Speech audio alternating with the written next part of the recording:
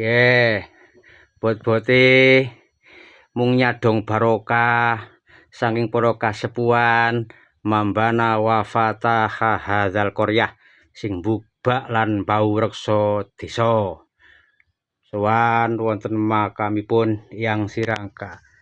Jenengan nek wonten kalodhangan wekdal kalesan pas wonten nggih menika Desa Sirukun, monggo kalodhangaken utawa sempataken wekdal nyadong barokah kalih beliau Hyang Sirangka lan wonten makam plintunipun wonten mriki luar biasa.